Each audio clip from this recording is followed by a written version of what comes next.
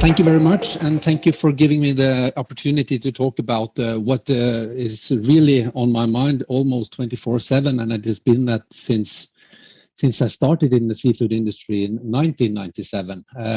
Actually, one of the first tasks that I had was to go to Klaipėda in 1997, 1998, in order to investigate how Klaipėda was working as a very important hub for Norwegian seafood exports to Eastern Europe. So I have also been to Klaipėda many times, and I'm sorry that I'm not able to be with you here today. Just very shortly, I have also been working in the seafood industry in different positions. I've been working in the Ministry of Foreign Affairs. I was managing director for the Norwegian Seafood Federation for many years, and I'm also into aquaculture, technology, and genetics. And I am lucky enough to also work for the Norwegian Seafood Council, which I've been doing for in 2 periods actually. So what I will talk about today is mainly salmon, and when I talk about salmon, then it is salmonids. So it's both Atlantic salmon and our sea trout, or fjord trout as we like to call it. So my title for the presentation today is Status, Opportunities and Challenges for Norwegian salmon as such. But I would like to start on the broad perspective, looking at what is Norway as a seafood nation today. And Norway is the second biggest seafood largest seafood exporters in the world, only bypassed by China. It's been this for several consecutive years now. And in 2020, we exported fish and seafood worth almost 106 billion Norwegian kroners, which would be equivalent to around 10 billion euros. To 149 countries. Around 13 billion meals of seafood was sent from Norway last year. This is more than 37 million meals every year. And it's important, as I just mentioned, not to forget that Norway and Norwegian seafood industry is much more than just salmon and trout. We export in total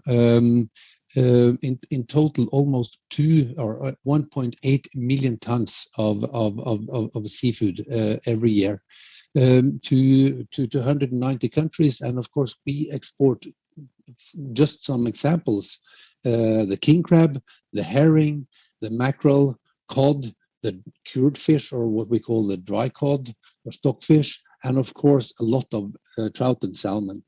When I started in the seafood industry in 1997, we said that approximately 75% of the value was from wild catch fisheries. Today, the situation is turned totally around. So around 70% of our exported products worth in value comes from salmon and trout. So this is a totally switch from just some more than 20 years ago. Just for comparison, I am included in this diagram the situation in 1991.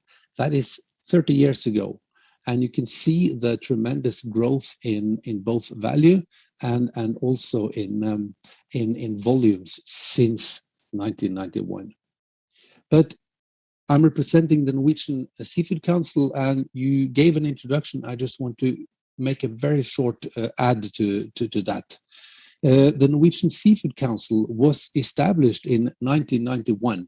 It was a governmental decree, and it is still owned by the Ministry of Trade, Industry and Fisheries, as we call it today. At that time, it was the Ministry of Fisheries only. The Norwegian Seafood Council is financed by an export levy, which is again made in a law on law on exports of seafood. So when the Norwegian exporters export fish and seafood to wherever in the world, they have to pay a levy that finances the Norwegian Seafood Council's activities, and also now, since around 15 years ago, also finances a funding for R&D activities in the seafood sector.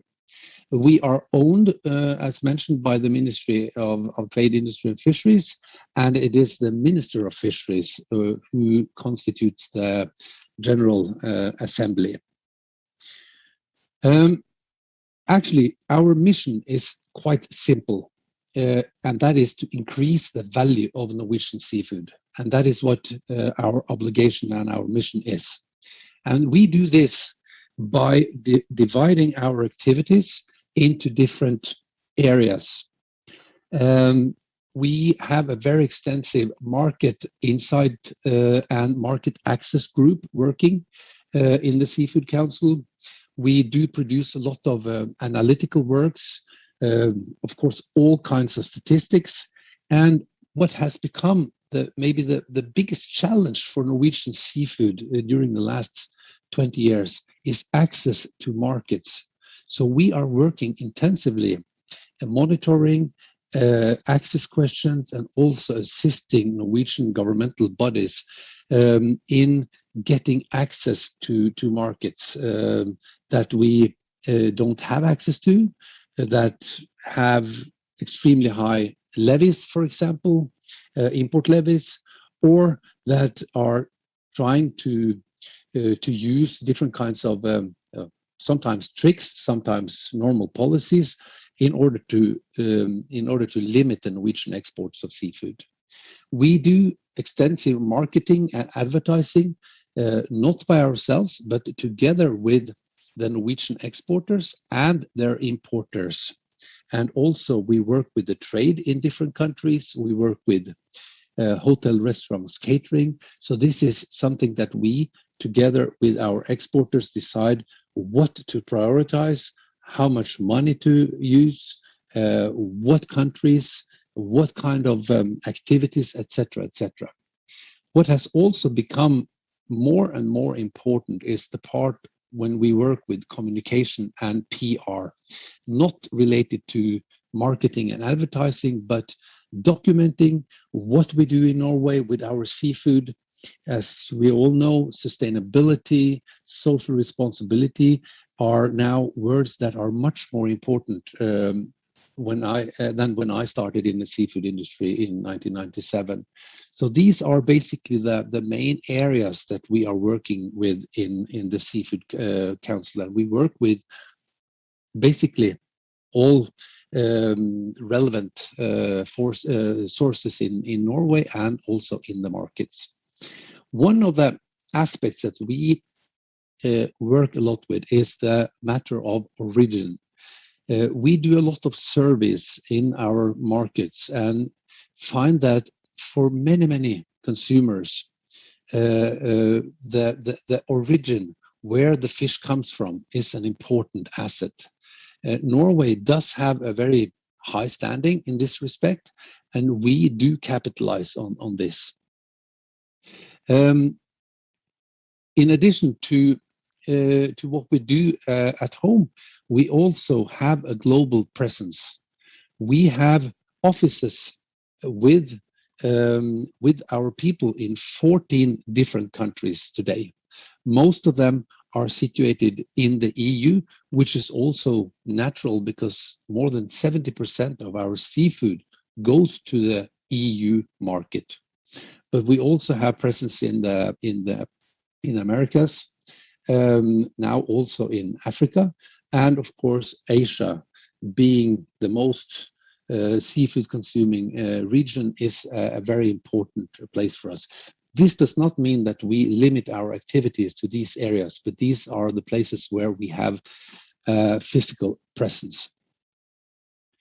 When it comes to salmon, the salmon industry, I would like to take you a little back to where it all started. The salmon industry in Norway is a quite new industry. We started up in the early 1970s doing a lot of good things, a lot of right things, but also making a lot of mistakes.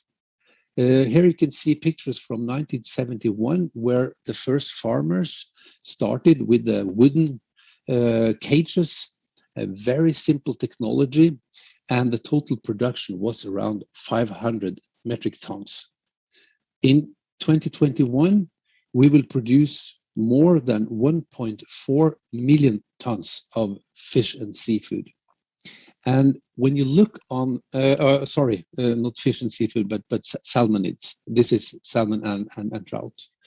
And when you look on the entities working with the salmon today, these are hyper modern companies. They are using the most modern technology that we can find basically in any kind of industry. I can sit here in my office and I can control the feeding of salmon in, for example, outside Klaipėda, or be it in the Yellow Sea of China. So this is a very important development that also explains why we are where we are today in Norway. And when you look on the production of salmon and trout from the very early, from the 1970s, you can see a tremendous development, especially when it comes to salmon. We have also had a very positive development in the rainbow trout production. The challenge with rainbow trout is that a lot less markets show the interest for trout. My personal opinion is that trout is to a big extent at least as tasty and healthy as rainbow trout, but as salmon, but don't quote me on that. We also have other species like halibut and cod, but it is the salmon which is the engine of the aquaculture industry in Norway. And I think that the main competitive edge in salmon farming in Norway is the effective value chain that we do have. We cooperate very closely with the fish feed producers, the producers of genetic material, and the technology producers. These are like the cornerstones of the Norwegian salmon industry, but we have to not forget that we do an extensive R&D activity. We focus on fish health in many respects, also fish welfare. It's important not to forget about that. We do have a very good law and regulatory system. And what I would like to stress is that the importance of good governance is crucial in order to explain the development which we have seen in Norway since the 1970s. I think this is contrary to what we experience in many other countries. The cooperation between the industry's organization, and the government in Norway, the governmental bodies, structures in Norway, has been crucial in order to achieve what we have in the salmon industry in Norway. Just to give you an example also on the improvement of effectiveness of salmon farming in Norway. When the farmer in 1972-73 released a smolt of 120 gram into the sea, he would expect to farm or to take this fish out at 4 kilograms in 22 months. Today, when we release the same size of smolt into the sea, we can expect the same salmon to grow in 9 to 10 months. So we have increased the efficiency of farming for more than 250% during these 50 years, which you will not see in any other animal production industry.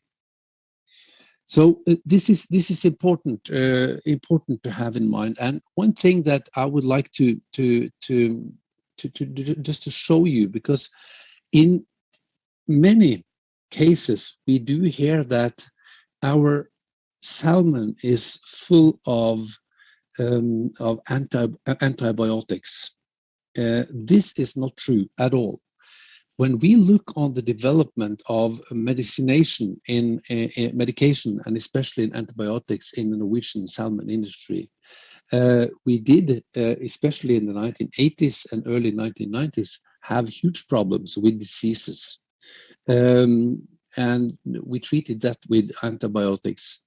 Today, the usage of antibiotics is close to zero. This is due to improved feed, improved genetics, improved knowledge of what we do.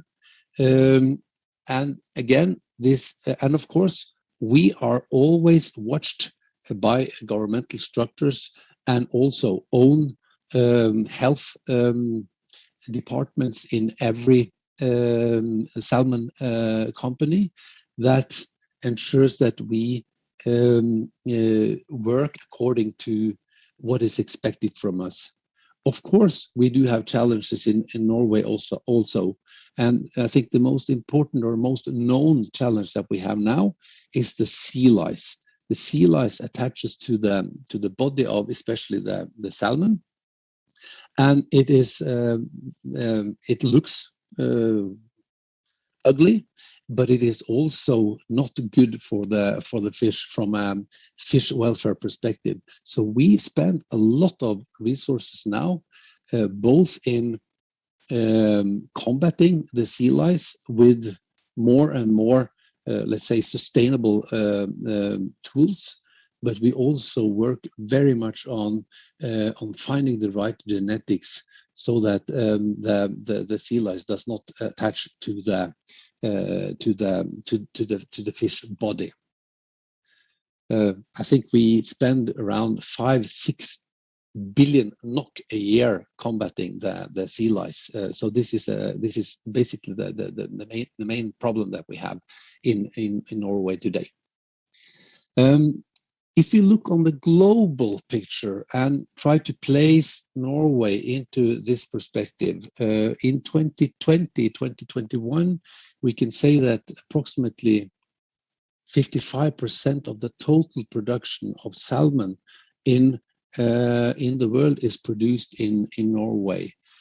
Chile always being the runner-up, but Chile, unfortunately, still still trying to combat some of the challenges that we do have in Norway related to diseases especially. So they are much more up and down than what we have in Norway. We also have the UK or the Scotland and Canada, Faroe Islands, producing salmon. Russia is coming now. We can see that especially in the north of Russia, northwest in the Murmansk area. And we also have others. If you see this blue point here, this is where we are today. And one sector that I haven't mentioned is the so-called land-based salmon production, and I will revert to that. But it is important to have in mind that what we are experiencing now worldwide in the salmon production is that the traditional cage farming industry is still the dominant player, and it will probably be that for many, many years. And we believe that it is a very sound and healthy way to produce, an effective way to produce salmon. But what we are experiencing now, especially because salmon has become such an important species in the world, that a lot of initiatives are also coming in other parts of the world. I'm just mentioning some of them here. We can see, for example, how the deep blue in China, they have found some cold water resources 270 kilometers off coast of China, where they're now putting these huge steel construction and actually are producing salmon as of today. We have the Hav Farmen in Norway, which is also a steel construction built in China that enables, or at least will enable, the salmon farmers to work in more closed systems, combating the sea lice challenges, and you can also take this very far offshore. The new submergible technology also enables producers in new parts of the world, for example, in the hurricane area in Asia, to actually produce salmon in areas where they have the water quality and not least the water temperature required. So these submergible cages, they are now being tested out outside Portugal, for example, where you've earlier never had the opportunity to produce salmon, and also in other parts of the world, in the Caspian Sea, for that sake, in the Iranian zone, where the fish basically stays under the water surface 365 days a year. But the main focus and the main interest today in the new salmon production is the land-based system. We have had a huge mobilization during the last 2, 3, 4 years, and I just want to show you an overview of some of the known and planned land-based salmon projects that we know today. We have 3 main countries today where most of the activities are. It's probably no surprise that Norway is taking the leading role here, and we are now having multiple projects going on, being built. We also have some of the first ones running already, having had the first land-based salmon sold in the market. We have pioneers outside Norway, but they are still quite small entities. So just for comparison, when we look on what was the situation in September 2020, 1 year ago, then the known and planned land-based salmon projects were totaling around 1.7 million tons. So in just half a year, the total amount was exceeding 1.9 million, and as we speak now, the total known and planned projects have passed 2 million tons with a good margin. It is very important to have in mind that these are just figures. These are planned projects, and for sure a lot of these projects will never be realized, but then others come too. So I would like to compare the situation in the land-based industry today, more or less with the same pictures as we saw when we compared the 1970s with the 2021 situation. They are really in the initial, let's say, baby phase when it comes to the land-based industry, which will result in a lot of accidents, mishaps, collapses, everything. But based on that, we will see a new industry, which is going to create a totally new salmon production. Not next year, maybe not in 2025, but for sure in, let's say, 10, 20 years, we will have a much larger segment of land-based salmon and trout also coming from the land-based industry. And I think that we will see a lot of spin-off once you learn the technology. I think this is also relevant for our Lithuanian friends. And you don't only have to use this technology for salmon and trout, but you can also use it on a lot of other species, and I'm sure that this is going to be the picture. It is no only happy history working in the salmon industry because we do, of course, have challenges. As mentioned, we do a lot of work on communication, and we always have to work with our reputation against, especially black PR. We do have a lot of focus on us from many groups with different motivation. So we do spend very much time on this, and much more now than when I started in the seafood industry 20 years ago. The requirements towards the industry or the salmon industry have increased substantially.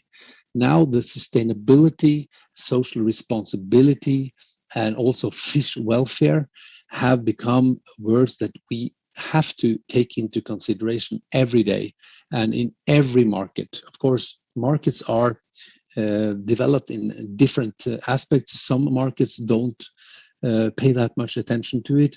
Other markets, it's a matter of having the right to play, as we say, or not.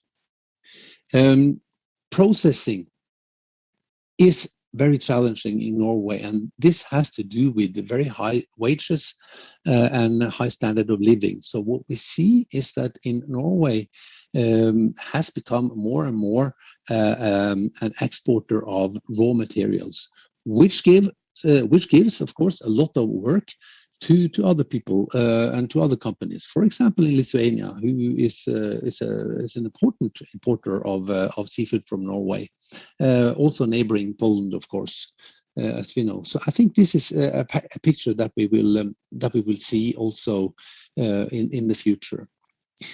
I mentioned that market access is crucial for us. We need to have access to market in order to sell, and we do experience a lot of challenges related to this, both legislative